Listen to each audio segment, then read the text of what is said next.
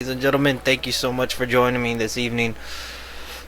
Um, this is a special video, something that's been long overdue, and it's been a long time overdue, and it needs to be done. It should have been done a long time ago. But as I've progressed into this consciousness or state of understanding what it is to be anti-oppressive, and that not only changes the habits of our finances or political involvement, community organizing, or even,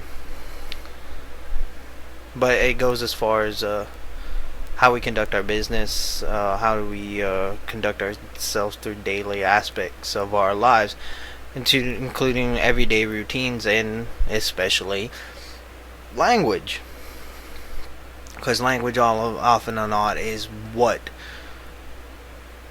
remains in people's minds. Not so much what you were wearing, what you looked like, the sign you were holding, or what did it say. More that they were concerned about what sticks in there is what comes out of your mouth lastly. And it has come, I guess it has, I get, in a way it always has been there. The idea that I am a little aggressive, harsh, almost threatening in a manner, and would you say vicious or savage about the approach of when I talk about wanting to be left alone, having freedom, being free and allowed to live upon this earth as I see fit, as long as I infringe on no one else's pursuit of this life.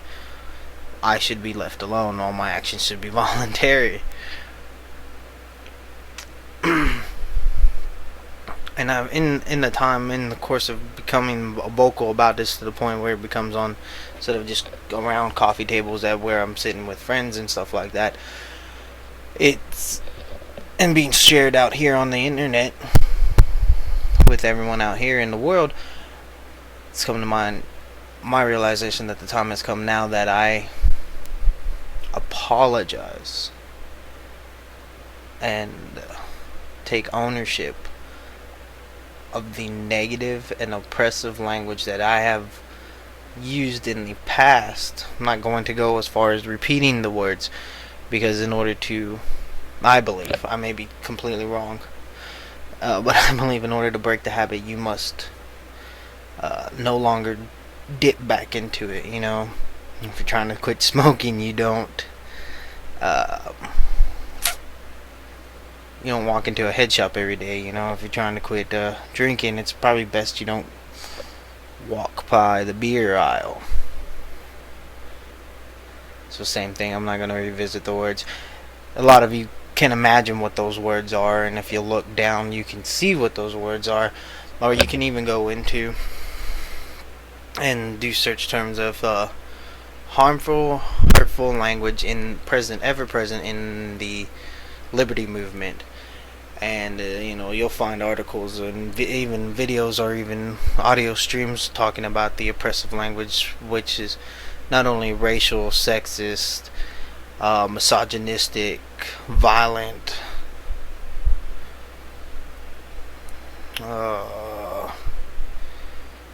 demeaning, and so on and so on, and just cognitive notation, which oftentimes becomes a deterrent for a lot of people to within the movement in itself from working together and creating a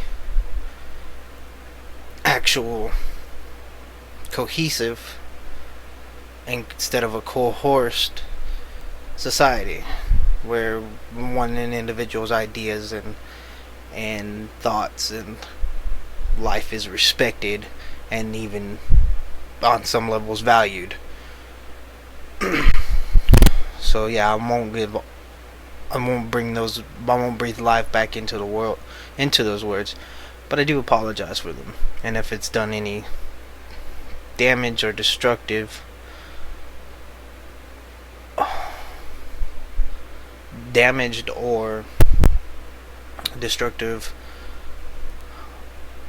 effects to the people coming over to liberty, or even looking into anarchy, agorism, volunteerism, filming the police, things of this nature. If my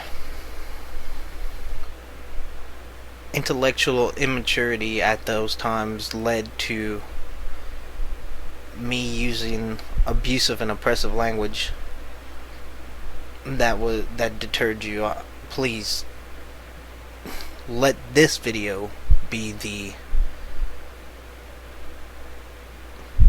staple in which you judge how a more free society can be created, a more virtuous or respectful, decent, cohesive, cooperative society, a volunteeristic lifestyle could be. So yeah, like I said, I just wanted to share that and speak with y'all for a moment about that. And if I was brave enough to come on the camera and say all that stuff to your face, or not to your faces, but excuse me, say all that on camera and upload it, well, I better be consistent enough to make that video and look into you, or not look into you, but look into the camera and say, I do apologize for that. And I would ask that if you see me in public, you see me around, you're a subscriber to the channel, you're a follower, you're a friend on Facebook, follower on Twitter, whatever, hold me accountable. You see me use any of the oppressive language and hurtful tones, hold me accountable, call me on it, help me be more consistent and giving substance to the words that come out of my mouth, so that I do not become a shell of what I could be, or what I claim to be. Like that. Well, until next time, I do appreciate everything again, and thank you for joining me and having this. Before I leave, you know me, I love to throw out quotes. This comes from Gordon B. Hinckley, standing for something, 10 neglected virtues that will heal our hearts and homes. The willingness to forgive in it is a sign of spiritual and emotional maturity. It is one of the greatest virtues to which we all should aspire.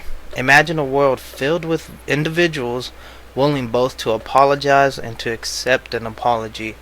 Is there any problem that could not be solved among people who possess the humility and largeness of spirit and soul to do either or both when needed?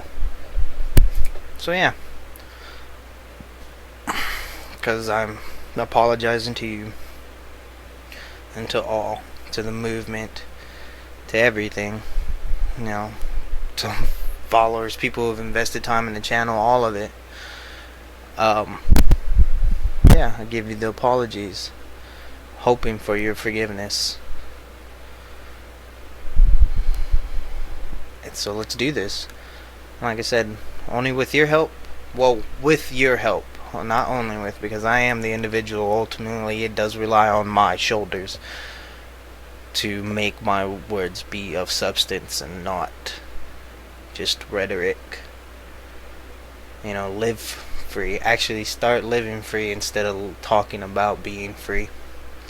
Just be. Until next time, defy everything and keep up the good work, ladies and gentlemen. Let me live that fantasy.